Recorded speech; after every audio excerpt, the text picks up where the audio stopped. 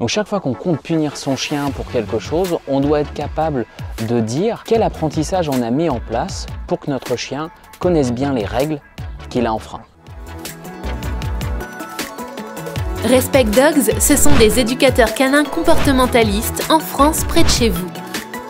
Demandez un programme 100% personnalisé sur www.respectdogs.fr. Retrouvez aussi nos formations en ligne sur Respect Dogs Academy.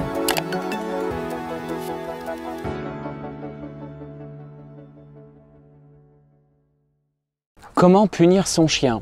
Dernière vidéo de notre série sur les punitions. Si vous avez loupé les précédentes, il suffit de cliquer sur le lien juste au-dessus et vous tomberez sur la première vidéo. Avant de vous donner mon point de vue sur la façon de punir un chien, on va répondre en premier à cette question. Une punition, c'est quoi?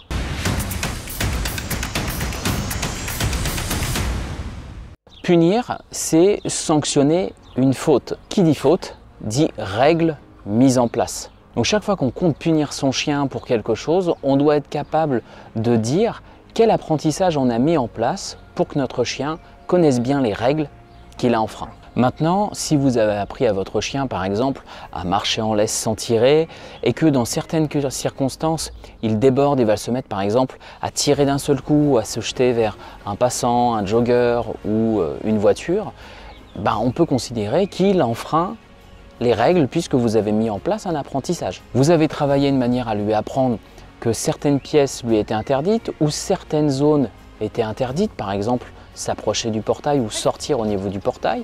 Et là, votre chien transige, essaye un peu de vous feinter et de profiter d'un moment d'inattention pour transiger sur ses limites. Vous lui avez appris qu'il n'avait pas à manger à table et là, il y a à manger sur la table basse. Votre chien connaît très bien l'ordre laisse et prend et il tente aussi par moment de venir chaparder quelque chose qui traîne. Il enfreint des règles que vous avez clairement mis en place.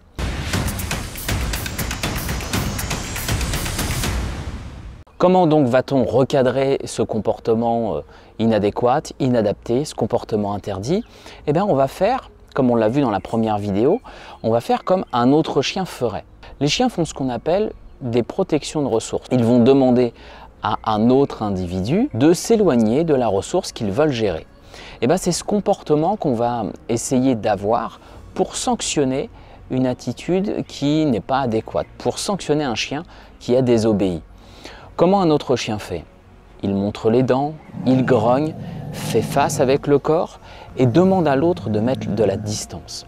La meilleure punition va être celle-ci en fait. Ça va être de demander à votre chien de s'éloigner, se lever par exemple brusquement s'il s'approche de la table basse pour voler à manger et puis de le charger un petit peu et de le chasser avec le corps en lui demandant de partir. Si le comportement déborde trop, il ne faut pas hésiter à le mettre à l'extérieur par exemple ou dans une autre pièce. Il doit être chassé du groupe et il doit sentir de votre attitude que vous occupez de l'espace, que vous grognez en quelque sorte puisque vous allez monter un petit peu le ton. Ça va être efficace si vous avez l'habitude dans l'éducation d'être assez calme. Pas besoin de crier pour avoir un pas bougé ou pour avoir un assis ou pour avoir un couché. Cela va permettre de marquer le coup quand ce sera nécessaire et que votre chien se sente un peu repris dans son comportement.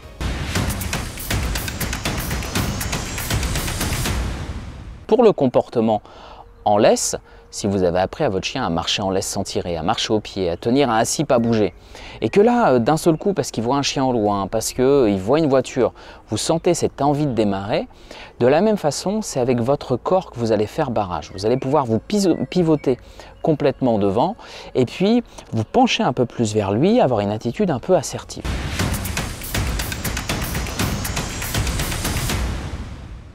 Vous allez stopper ce comportement assertif de votre part dès que vous allez repérer que votre chien manifeste un état un peu de soumission en quelque sorte, c'est-à-dire un état, une émotion plus basse. Les oreilles se plaquent, une attitude qui s'écrase un petit peu. Ça ne sert à rien d'aller plus loin et de le disputer plus que nécessaire. Vous faites redescendre le comportement et puis après vous relâchez la pression, vous revenez en position neutre. C'est le bon timing qui est essentiel dans une punition. Punir à contre-coup, on l'a vu dans la vidéo sur les erreurs les plus courantes, nuira à la communication. Vous devez intervenir à la seconde où le mauvais comportement se produit. Et avec des difficultés mesurées. On reprend l'exemple du chien qui aurait tendance à démarrer sur les joggers. Si vous vous tentez alors qu'un jogger passe à 1 mètre, ce sera peut-être beaucoup trop dur pour votre chien de se maîtriser. Il ne suffit pas qu'il sache marcher au pied pour comprendre que ce comportement-là va être puni.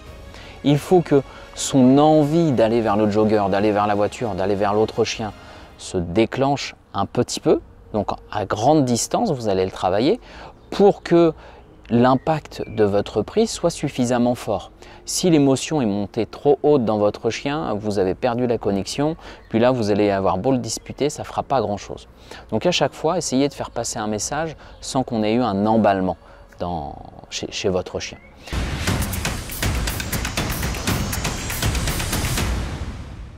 Bien sûr, avec le temps, tout comme dans une meute bien hiérarchisée, où les règles sont bien établies, et bien en fait les punitions seront de moins en moins nécessaires, puisqu'en fait les règles seront claires pour votre chien, il va savoir ce qui est permis et ce qui ne l'est pas, et il pourrait se passer des semaines même sans qu'il y ait de punition à faire sur votre chien.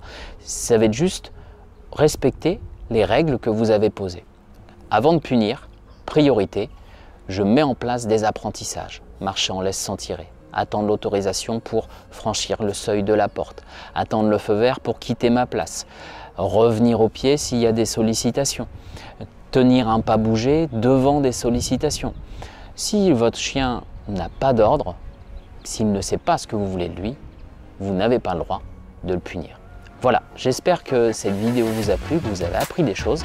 N'hésitez pas à liker, partager et commenter pour me dire ce que vous en pensez. À bientôt pour une autre vidéo.